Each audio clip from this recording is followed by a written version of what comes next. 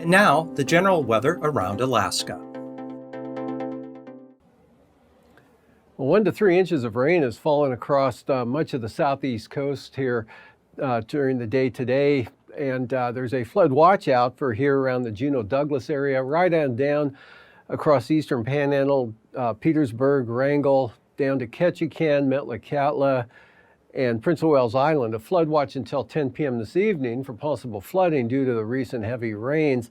And in fact, it doesn't show up really well here, but Ketchikan, there's a flood advisory out until 10 p.m. this evening for minor flooding of low-lying areas. Satellite imagery here showing a bright band here moving off into Canada, and another band lifting northward, bringing some pretty good shower activity in across the southeast coast in areas of rain, heavy rain around Juneau, for example, today, and then becoming more showery out here to the west. And that's what has brought all the heavy rain in. Continued southwest flow here, low pressure roughly in this position here, clouds and some areas of light showers here over the interior with some clearing around south central today, Anchorage area, Cook Inlet.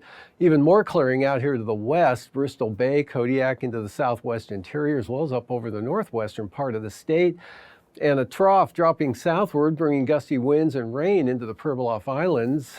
And that's going to continue to drop southward in toward the eastern Aleutians Alaska Peninsula, bring an increase in the rain and a bigger increase in the winds here, especially for the Alaska Peninsula later tonight and tomorrow. Otherwise, not much going on out there to the west. You can see this trough slowly dropping southward here, right over St. Paul Island with the rain and wind, and about to move over St. George Island as well. And for tonight, that trough drops southward here, again bringing precipitation increases for the eastern Aleutians Alaska Peninsula with an increase in the wind, but the wind won't really increase until this trough drops south of the area there. Otherwise, things will scatter out the showers here to the north, and should be a dry night, at least mostly or in part for St. Lawrence Island. Few skiffs of light snow possible for the central or for the Arctic coast, and dry for the north slope into the Brooks Range. Some scattered showers or shower activity here across southern Alaska. This low tracking westward right over the Kenai Peninsula. Look for rain to pull westward as well from the North Gulf Coast right in across south central Alaska tonight. Rain and showers. And this low right off the north coast there, that'll swing a potent trough mostly into the Queen Charlotte Islands, but it'll be close enough to keep it very wet over the southern panhandle with lighter amounts of precipitation up to the north. Out to the west, higher pressure here starting to develop. We'll see tomorrow actually sharpens up a little bit, that ahead of a bigger storm. That's precipitation's just coming onto the chart. Otherwise, eastern Bering, scattered showers, and that trough here, as it drops southeastward, develops into a low center. That'll drop the pressures down even further, and that'll tighten the gradient up here over the Alaska Peninsula. So look for possible winds out of the north-northwest up to 50 miles per hour there with rain and showers.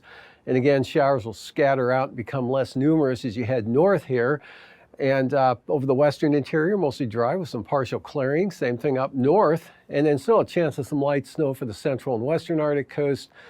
But flurries more likely, nothing too significant there, minor accumulations. Wet weather, south central Alaska.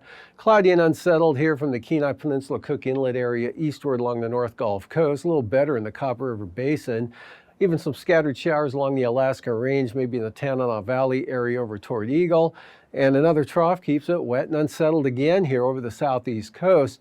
This system to the southwest is going to track northeastward and then pull north-northwestward, make landfall somewhere between Elfin Cove and Yakutat, or maybe a little farther to the west, but that's going to track right up the coastline, and depending on how far west or east it is and how deep it gets will make a pretty big difference to how strong the winds will be. In any case, it's going to be another windy late Sunday night and early Monday morning here.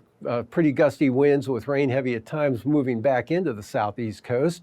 Otherwise, showers over southern southeast interior all the way up into the upper Tanana Valley 40-mile country.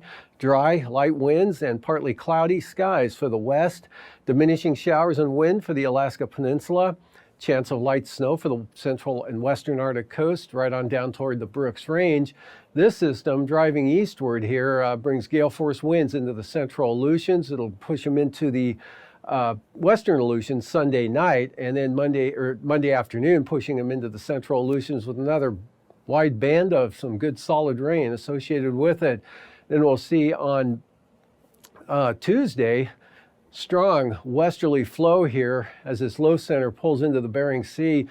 Possible storm force winds associated with this trough swinging down the west side of that low center out here to the west, and then full gales driving this front eastward here right into the Alaska Peninsula, with rain reaching the southwest coast during the afternoon. Kodiak Island, at least southern Kodiak Island, late in the afternoon, with rain and showers and winds gusting 55 to 60 miles an hour across the Aleutians.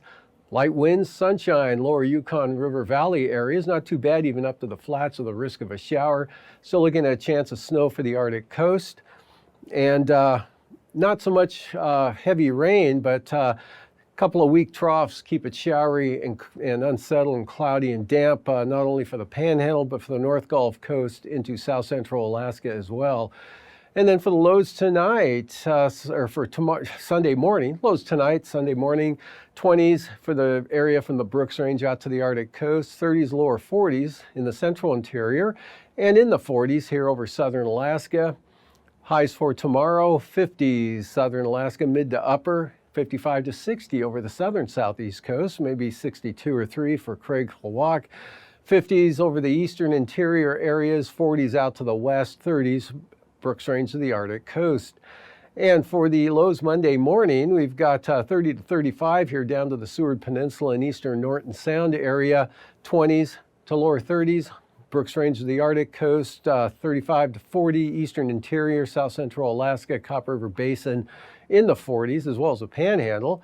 And they'll be followed by highs in the mid to upper 50s to the southern southeast coast, mid 50s southern Alaska, in the 40s in the interior, and 30s from the Brooks Range to the Arctic coast.